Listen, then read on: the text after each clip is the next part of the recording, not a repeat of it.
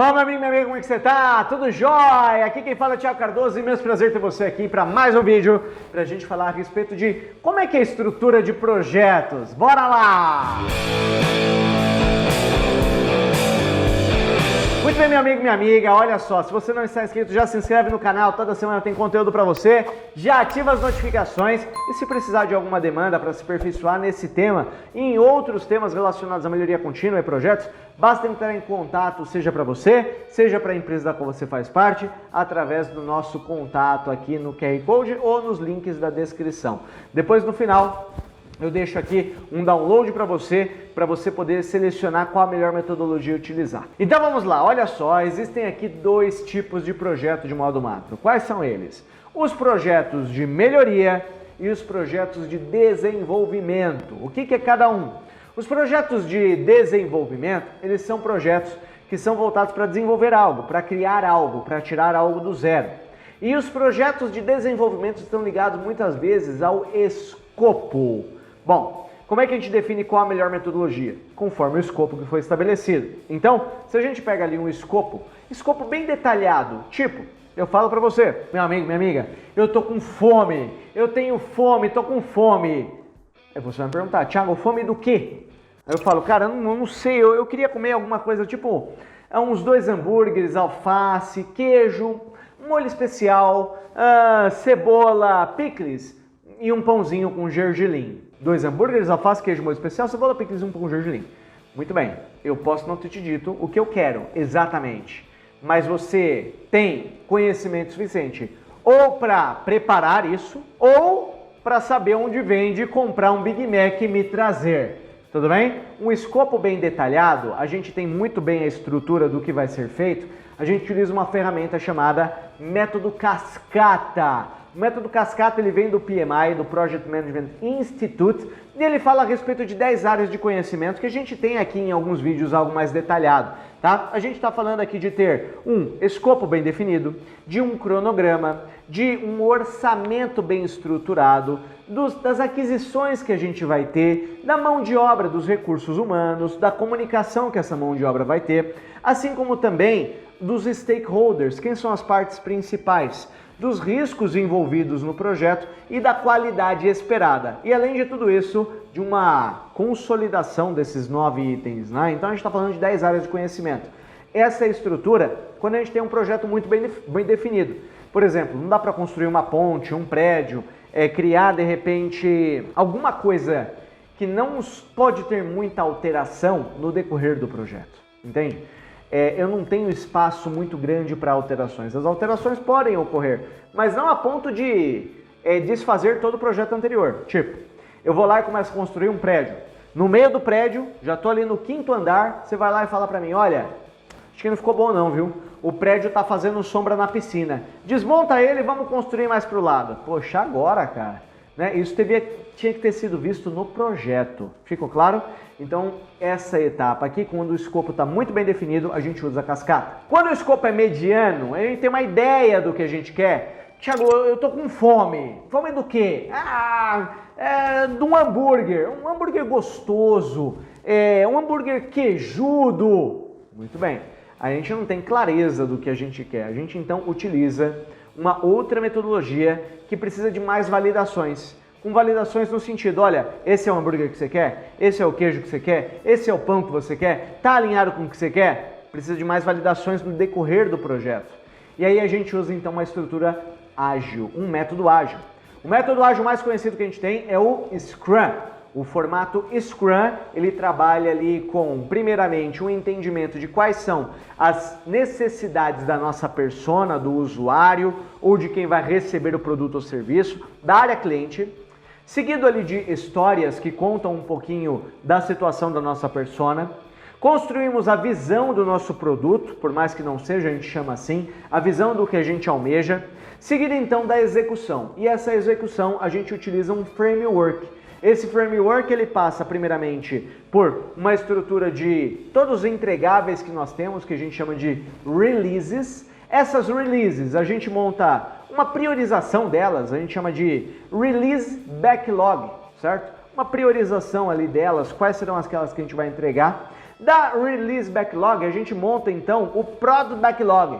Do Prod Backlog, a gente avança para uma Sprint Backlog. E da Sprint Backlog, a gente utiliza alguma estrutura para poder fazer o acompanhamento das nossas ações. A estrutura mais utilizada é o Kanban.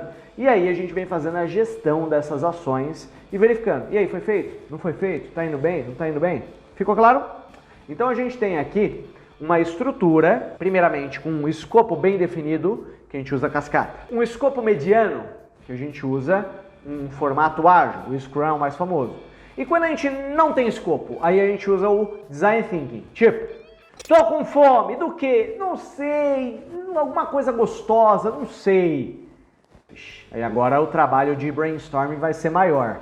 O Design Thinking, ele busca entender a persona, ele busca ali criar ali algumas hipóteses, das hipóteses uma prototipagem daquelas soluções e depois uma validação daquilo através de um mínimo produto viável, um MVP. Esses 3 métodos que eu te falei aqui são métodos utilizados para a gente definir qual vai ser o projeto voltado para desenvolvimento. É de desenvolvimento? Um desses 3 vai atender sua necessidade. Agora, e quando os projetos são para melhoria? Algo que não está funcionando bem, algo que a gente gostaria de melhorar. Aí não vai depender do escopo, mas sim da complexidade do problema. Quando a gente fala de problemas mais simples, a gente utiliza uma estrutura chamada de ver e agir. É uma melhoria contínua mais fácil, digamos aí que é o famoso Kaizen. Então é uma semaninha, 2 semaninhas dedicado para resolver o problema, com pouco ou nenhum investimento, algumas pessoas envolvidas no tema, mas que vão trazer ganhos menores, mas com empenho menor também. Isso é uma melhoria contínua para um escopo de projeto, né, de melhoria, mas simples. Tipo, precisamos dar uma geral nessa sala. Por quê? Porque ela está sem tomada, não tem tomada, tá bom. Então vamos fazer o seguinte, eu vou passar numa papelaria, vou comprar aqui algumas tomadas, vou trazer, a gente vai colocar algumas extensões, vamos colocar aqui, vamos espetar os notebooks e tá tudo certo e vamos que vamos. Muito bem, os ganhos são pequenos, mas o empenho também é pequeno. Então o Kaizen, ele pode ser muito abrangente, pode ser muito grande, mas de modo geral ele é utilizado para ver e agir. São melhorias pontuais, tá, que a gente utiliza de 1 a 2 semanas para resolver. Tudo bem? Claro que esse termo é abrangente. Kaizen é Kaizen, mudar para melhor. Mudar para melhor pode ser qualquer coisa que seja mudar para melhor. Seja um problema pequeno, seja um problema grande. Mas a gente geralmente utiliza esse termo para melhorias mais simplificadas. Quando o ver e agir não resolve, aí a gente tem uma complexidade mediana. Uma complexidade mediana, a gente utiliza então uma metodologia que é o MASP, Método de Análise e Solução de Problema. Um ver e agir não resolve, eu preciso de uma estrutura para resolver. E o método de análise e solução de problemas mais famoso foi um método criado por um cara chamado Shewhart e popularizado por um outro cara chamado Edward Deming. Esses caras aí popularizaram e criaram, né, o método chamado PDCA. Plan, Do, Check, Act. Plan, Do, Check, Act. Plan, Do, Check, Act. A gente planeja o que será feito. A gente executa as melhorias. A gente verifica se deu certo. Se deu certo, a gente padroniza. Se der errado, a gente volta atrás, vê o que deu errado, corrige e avança novamente. Depois que a gente evolui, a gente padroniza para que a gente possa evoluir novamente para um próximo patamar. Mas isso a gente está falando de uma metodologia que são 4 passos que se dividem no total de 8 passos. Então o plan, que é o planejar, a gente está falando de dividir ele em 4 etapas. Primeiro a gente tem uma definição do que será feito, seguido de uma observação do problema para entender um pouco melhor, seguido da análise da causa raiz e da montagem do plano de ação. Depois do plan eu tenho o do, que é a execução, meu 5º passo.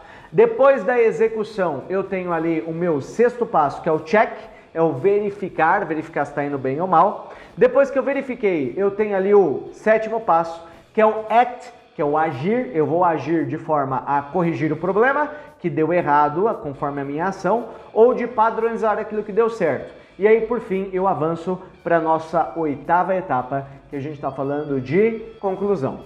Depois que deu tudo certo, a gente vai guardar os materiais, guardar ali a documentação do projeto para uma posterior consulta, né? A gente vai comemorar as conquistas. Tiago, beleza, eu entendi aqui, mas e quando o problema é mais complexo, o PDCA atende? Não.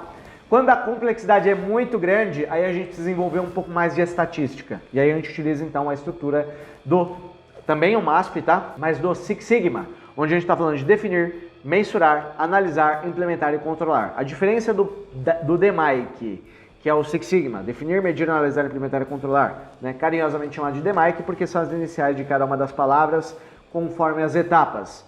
A diferença dele para o PDCA é que o DMAIC ele tem uma estrutura um pouquinho diferente, mas ele dá muito mais ênfase na parte estatística. Por exemplo, cálculo de CP, CPK, PP, PPK, nível sigma, DPU, DPO, DPMO, calcular, por exemplo, regressão linear simples, regressão linear múltipla, montar ali diagrama de dispersão, teste de hipótese para uma amostra, teste de hipótese para 2 amostras independentes, teste de hipótese para mais de 3 amostras ou mais, que é o ANOVA, para aqui quadrado, para dados discretos que a gente também pode utilizar ali regressão logística, assim como delineamento dos experimentos, utilizar aí cartas de controle, ter o CEP ali, ufa, é muita coisa! Então a gente usa muita estatística para garantir que aquele problema que a gente já tentou com metodologia padrão não resolveu, a gente agora utilizar uma grande bazuca para resolver esse